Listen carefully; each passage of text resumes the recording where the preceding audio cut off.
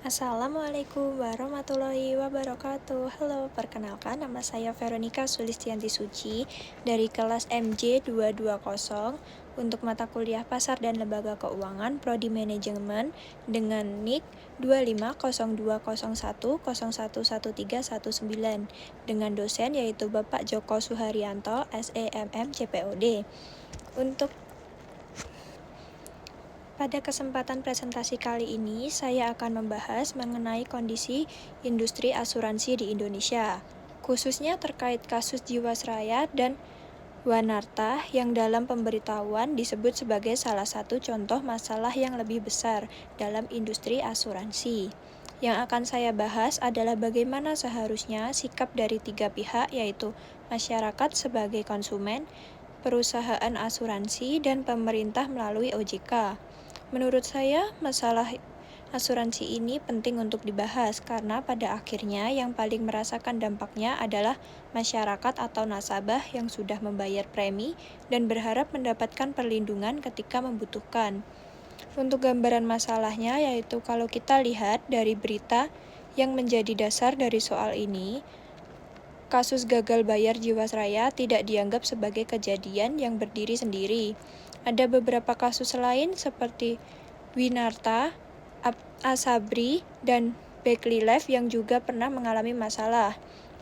Dalam berita tersebut, masalah ini bahkan disebut sebagai kegagalan yang bersifat sistemik. Maksudnya sederhananya adalah masalahnya bukan cuma kesalahan satu perusahaan saja, tetapi ada persoalan yang lebih luas dalam cara industri asuransi dijalankan dan diawasi. Salah satunya masalah yang disoroti adalah aturan dan pengawasan yang harus terus mengikuti perkembangan bisnis asuransi. Selain itu, penegakan hukum juga harus dilakukan dengan cepat dan tegas supaya kerugian masyarakat tidak semakin besar. Jadi menurut saya, kasus seperti ini jangan hanya dilihat dari sisi perusahaan yang bermasalah. Kita juga perlu melihat bagaimana konsumen memilih produk, bagaimana perusahaan menjalankan bisnisnya, dan bagaimana pemerintah melakukan pengawasannya.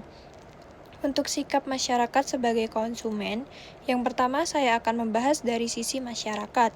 Menurut saya, masyarakat sebagai konsumen juga harus lebih berhati-hati ketika memilih produk asuransi. Jangan hanya karena ditawarkan oleh agen dengan keuntungan yang kelihatannya menarik, kita langsung percaya dan membeli produknya. Sebelum memberi asuransi, kita harus memahami beberapa hal seperti apa manfaat yang diberikan, berapa premi yang harus dibayar, apa yang harus ditanggung, apa saja yang tidak ditanggung, bagaimana proses pengajuan klaim, dan yang paling penting yaitu bagaimana kondisi perusahaan asuransinya. Kita juga harus baca isi polis, bukan hanya mendengarkan penjelasan dari agen. Hal ini penting karena menurut pemberitahuan tersebut masih ada konsumen yang terlalu bergantung pada penjelasan agen dan tidak melakukan pengecekan sendiri terhadap isi polis. Padahal, kalau kita tidak memahami isi polis dari awal, nantinya bisa terjadi salah paham ketika ingin melakukan klaim. Jadi menurut saya, masyarakat tidak boleh sepenuhnya menyalahkan perusahaan ketika terjadi masalah. Kita sebagai konsumen juga harus punya pengetahuan lebih teliti. Tapi bukan berarti kesalahan perusahaan bisa dibenarkan. Kalau memang perusahaan melakukan kesalahan atau melanggar aturan, tetap harus bertanggung jawab. Sikap yang seharusnya dilakukan perusahaan asuransi, yaitu menurut saya perusahaan asuransi harus ingat bahwa bisnis ini berbeda dengan bisnis biasanya. Perusahaan asuransi mengelola uang masyarakat dan memberikan janji perlindungan untuk masa depan. Jadi, perusahaan tidak boleh hanya mengejar keuntungan sebanyak-banyaknya. Perusahaan harus menjelaskan bisnis secara sehat, terbuka, dan bertanggung jawab. Contoh yang harus perusahaan lakukan yaitu pertama, mengelola uang nasabah dengan baik. Dana yang berasal dari nasabah harus dikelola dengan memperhatikan resiko. Jangan mengambil investasi yang terlalu beresiko hanya karena ingin mendapatkan keuntungan besar. Yang kedua yaitu memberikan informasi yang jujur. Ketika menawarkan produk, agen maupun perusahaan harus menjelaskan produk sesuai dengan kondisi yang sebenarnya.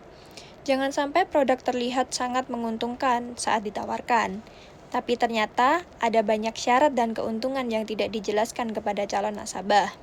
Yang ketiga, transparan terhadap kondisi perusahaan. Kalau perusahaan sedang mengalami masalah keuangan, jangan ditutup-tutupi. Nasabah memiliki hak untuk mengetahui kondisi yang berhubungan dengan dana dan perlindungan mereka. Keempat, yaitu memperkuat manajemen resiko. Perusahaan harus bisa memperkirakan kemungkinan terburuk. Jangan sampai ketika terjadi masalah, perusahaan tidak memiliki kemampuan untuk memenuhi kewajibannya kepada nasabah. Menurut saya, kepercayaan adalah hal yang sangat penting. Dalam bisnis asuransi, sekali masyarakat kehilangan kepercayaan, dampaknya bukan hanya kepada satu perusahaan, tetapi juga bisa membuat masyarakat takut menggunakan asuransi secara keseluruhan. Untuk keempat, sikap pemerintah dan OJK. Kemudian, yang ketiga adalah pemerintah, terutama OJK, sebagai lembaga yang melakukan pengawasan di sektor jasa keuangan. Menurut saya, OJK memiliki peran yang sangat penting. Karena masyarakat tidak mungkin memeriksa kondisi keuangan setiap perusahaan asuransi secara mendalam. Oleh karena itu, OJK harus melakukan pengawasan secara rutin, dan tidak hanya menunggu perusahaan mengalami masalah terlebih dahulu. OJK sendiri memiliki aturan mengenai kesehatan, keuangan perusahaan, asuransi, dan perusahaan reasurasi.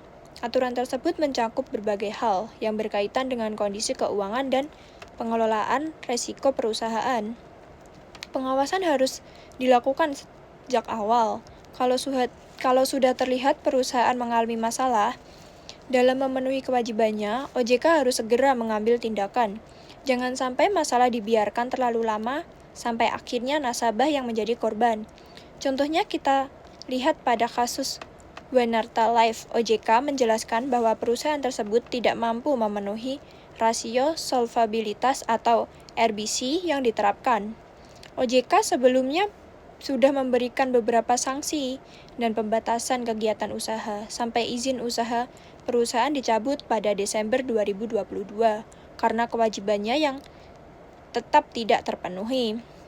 Dari sini menurut saya bisa dilihat bahwa pengawasan dan tindakan tegas memang diperlukan untuk mencegah kerugian yang besar. Namun, pengawasan juga harus dilakukan secara transparan, supaya masyarakat tahu kondisi sebenarnya dan tidak menjadi korban informasi yang tidak jelas.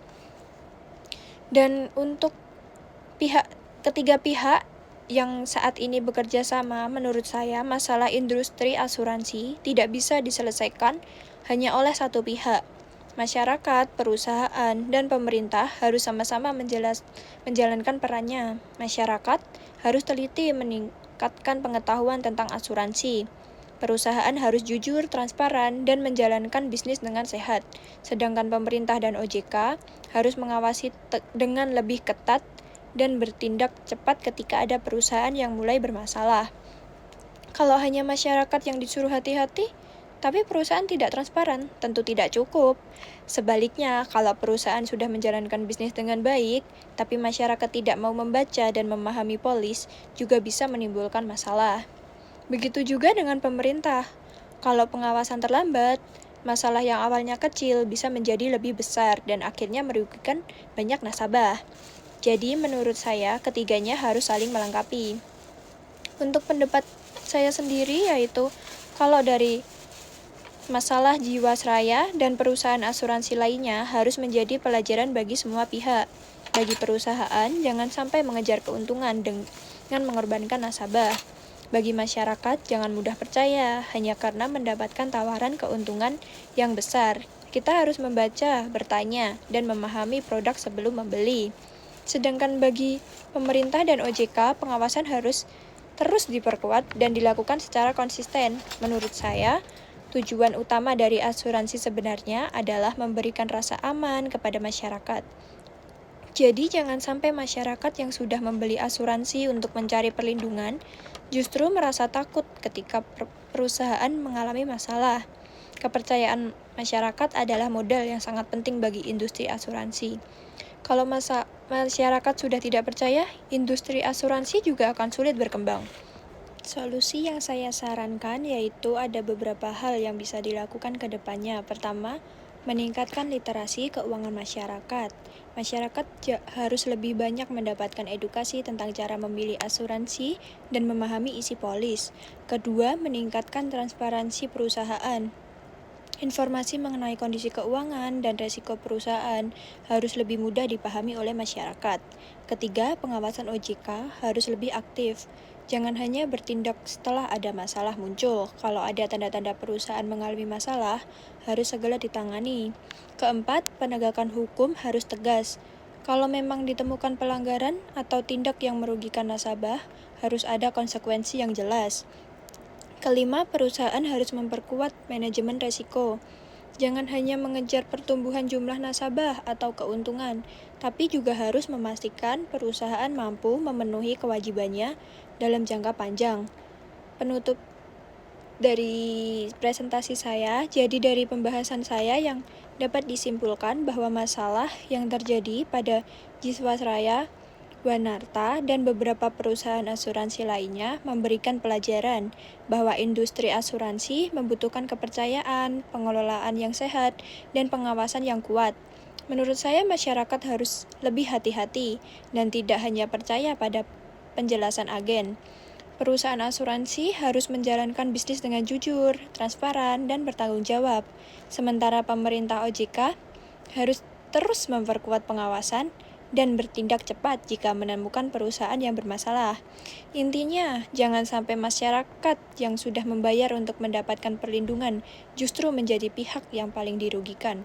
Semoga kasus-kasus yang sudah terjadi bisa menjadi pembelajaran supaya industri asuransi di Indonesia ke depannya bisa lebih sehat, lebih transparan, dan tentunya lebih terpercaya oleh masyarakat.